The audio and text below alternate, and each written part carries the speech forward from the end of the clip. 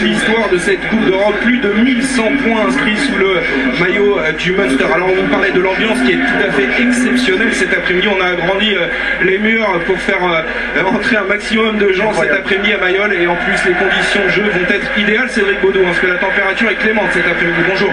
Oui, bonjour, complètement messieurs, température idéale aujourd'hui avec un beau soleil et surtout une ambiance incroyable, vous l'entendez ici. On a chanté la Marseillaise il y a quelques minutes dans le stade Mayol, et j'ai entendu également le Ireland Calls, l'hymne, le second hymne irlandais.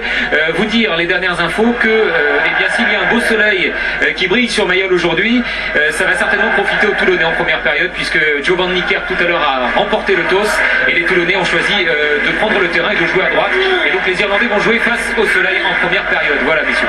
Ouais, et on est avec les Irlandais là, à la porte du vestiaire. Les derniers mots sont du capitaine Denis Lamy cet après-midi, le troisième ligne centre de cette équipe du Munster. On vous rappelle le retour de Paul O'Connell qui lui aussi est la contre ses fans, en équipe d'Irlande, mais également au Munster depuis des années.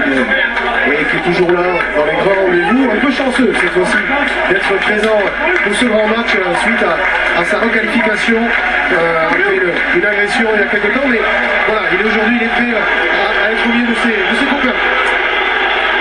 On connaît l'ambiance à Limerick, au Thomond Park, lors des matchs du Munster. Eh bien, les Munstermen découvrent cet après-midi l'accueil réservé par le public de Mayol, et on va vivre maintenant en ambiance la sortie des Toulonnais, parce que ça va être un moment fort cet après-midi, l'accueil de ces 15 000 fadas qui sont venus supporter le rugby club toulonnais.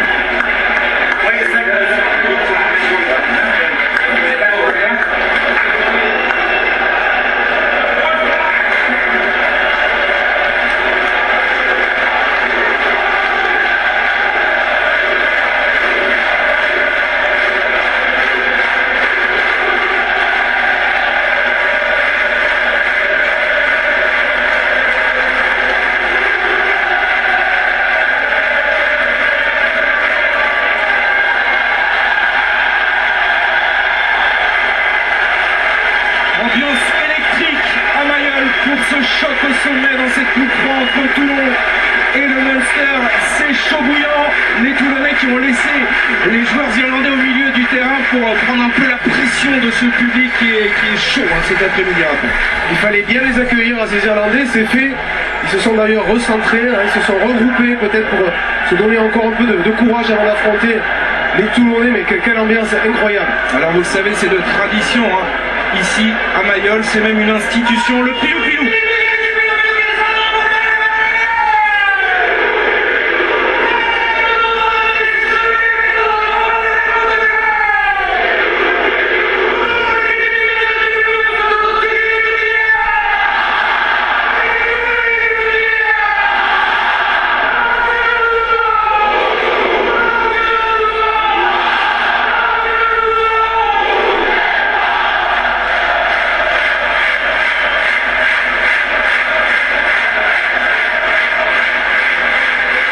Voilà messieurs du Munster, bienvenue dans le monde de Toulon, bienvenue à monsieur Dave Pearson, l'anglais qui va officier cet après-midi à Mayol. Voilà, on y est. Raphaël, on vous parlait de choc au sommet, de chaud d'ambiance.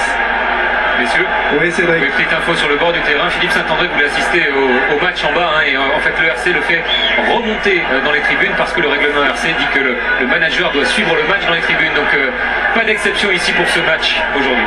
Et il est en colère, Philippe Saint-André, je le vois, il va monter en tribune, ça ne faisait pas partie des plans, mais c'est la règle. Coup d'envoi donné par Ronan O'Gara, c'est parti, Toulon joue sa place en quart de finale cet après-midi face au Munster, monument européen, 2 fois champion d'Europe en 2006 et 2008.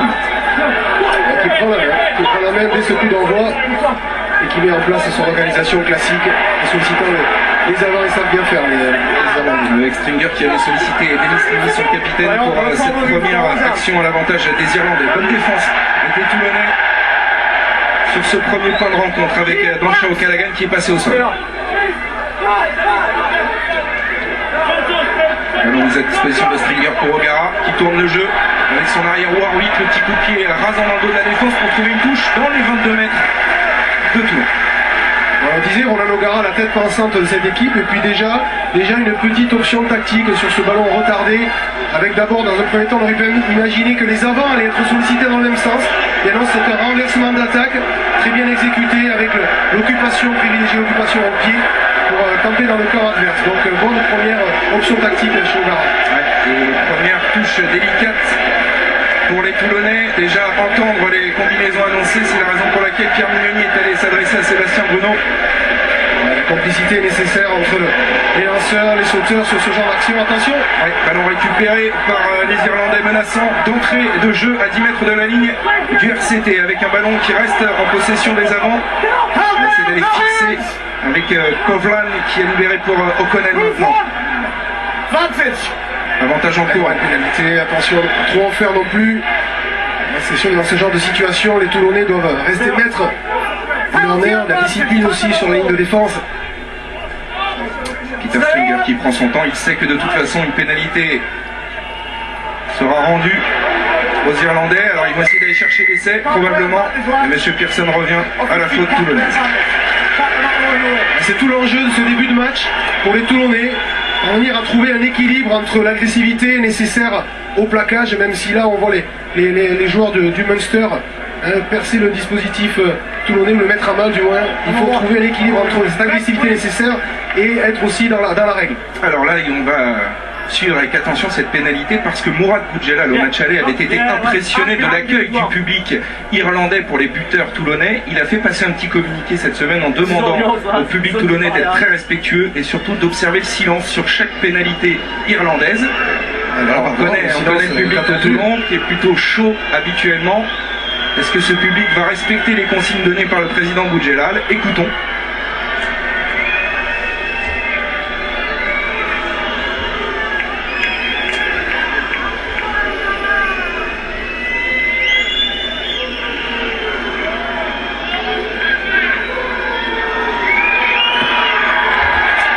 Ça passe en tout cas pour Ronan O'Gara et à l'exception de 2-3 sifflets, félicitations au public toulonnais qui a bien respecté. Le pari est tenu, même si évidemment pour une équipe sudiste, latine, qui verse un peu dans l'affectif notamment à travers ses supporters, eh bien le pari on va dire est plutôt bien lancé.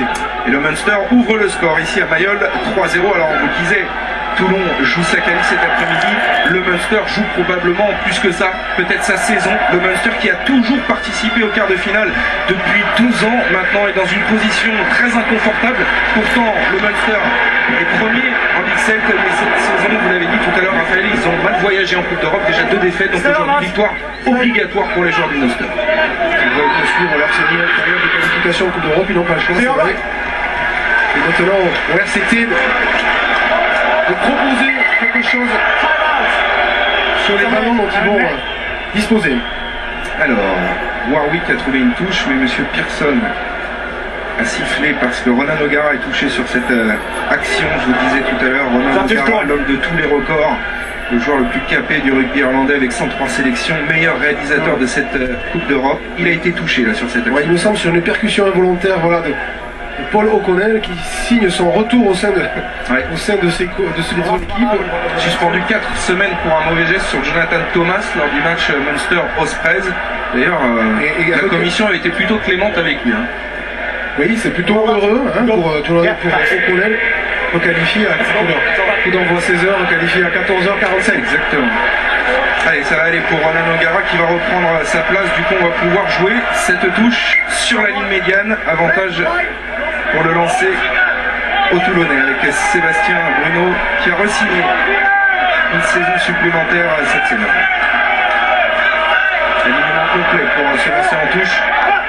Bruno ne trouve pas son sauteur. Attention, c'est la deuxième touche mal négociée par les Toulonnais dans ce début de match. Récupération irlandaise. Alors oui, il y avait malheureusement un manque de coordination entre Sébastien Bruno et son sauteur, bien rattrapé ce coup par un pilier toulonnais en fond d'alignement, et puis derrière peut-être une faute assez évidente des Irlandais qui sont venus talonner ce ballon à la main, ce qui est interdit. lui aussi a re-signé jusqu'en 2013. Johnny Wilkinson restera sur la rade.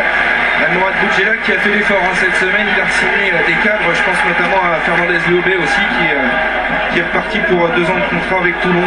Ce sont évidemment de très bonnes nouvelles pour l'avenir immédiat de ce club. Sébastien Bruno, Fernandez Lobé, Wilkinson, les joueurs cadres des leaders au sein de ce groupe. Allez, lancer à suivre pour Sébastien Bruno, il faut ajuster le lancer, trouver surtout les sauteurs. On a Lobé Van Niekerk, on a joué un fond d'alignement là sur George Smith. Ballon bien libéré pour Pierre Mignoni qui est pris un peu dans la tenaille. Du coup les avants relèvent ce ballon et vont mettre la pression maintenant dans la défense du Munster. Mignoni qui libère pour le capitaine Van Niekerk, la première charge du Sud-Africain. Mignoni même sens. Oh, ça peut aller au bout ça. Il est repris. Les ballons toujours à l'avantage des Toulonnais. La puissance des avants maintenant. Attention, attention, bonne défense des Irlandais qui arrivent à se dégager, à trouver une touche sur la ligne des 22. Il a fallu toute l'expérience, toute la malice même des Irlandais du Munster qui sont venus botter ce ballon au sein du regroupement pour écarter le danger. Et l'action a été bien construite avec ici Louvalavou qui est venu s'infiltrer dans la défense du Munster. Malheureusement le soutien a un peu tardé, ils sont venus contester dans l'axe du ballon, tout à fait dans les règles. Allez, ça donne quand même une autre opportunité pour les Toulonnais qui semblent bien revenus dans ce début de match. Lancé Bruno, cette fois-ci on a lancé en début d'alignement avec Van Niekerk maintenant, mise au sol.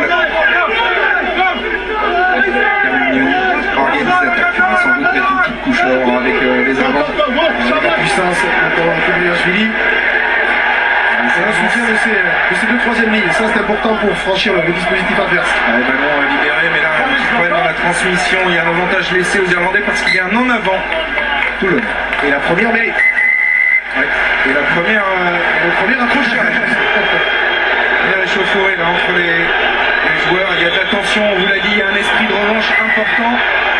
Et il y a quelques mauvais gestes. J'ai vu là Denis Limi agripper Kobliashvili sur cette action. Allez, monsieur Pearson qui va mettre un petit peu d'ordre. Allez, rien de grave. Dans un match avec autant d'enjeux, c'est normal qu'au début de match, il y ait un peu de tension, qu'on ait envie de libérer les énergies. Et tout ça va se faire en ordre très longtemps. Pour disputer, vous le disiez Raphaël, une première mêlée intéressante. On est dans le camp irlandais et d'abord monsieur Pearson rappelle à l'ordre les capitaines. Hopefully that's it out your system. Let's get back to playing rugby. Okay, sure. Explication brève en anglais d'ailleurs pour Van Niekerk et Denis Limi. Tout simplement, on ne sort pas du jeu, restons concentrés, revenons au jeu, revenons à cette mêlée qui promet quand même. Premier gros défi. Gros défi de l'après-midi avec une introduction à suivre pour Peter Stringer. Vous découvrez le poids des packs avec un petit avantage aux Irlandais. Une vingtaine de kilos en plus, comme on sait. La mêlée, c'est pas des kilos. Technique, notamment sur la prise d'appui. Pour l'instant, mêlée à l'avantage des Toulonnais. Là. Elle est gagnée. Elle est gagnée par Pierre Mignoni. Et Van Niekerk là, dans le fermé, oui, il sur le pas pour Johnny Wilkinson. Paul Saquet, pris par Warwick, il recule. L'ailier anglais de cette équipe de Toulon. C'est là que ça va se jouer cet après-midi sur ces zones de ruck. Ils sont souvent très présents en défense, mais là ils sont à la faute, les Munstermen. Eux aussi peuvent faire des fautes. Eux aussi peuvent faire preuve d'indiscipline. Ça fait 2 fois qu'ils viennent contester ces ballons dans les rucks.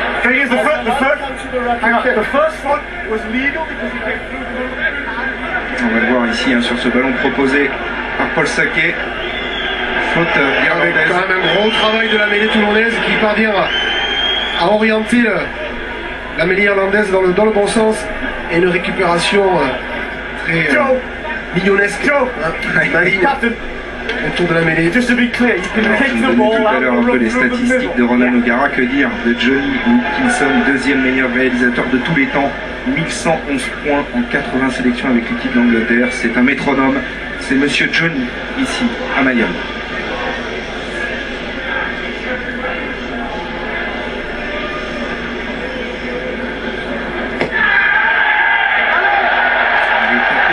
Cette pénalité, elle passe entre les barres. Wilkinson répond à O'Gara. 3 parties.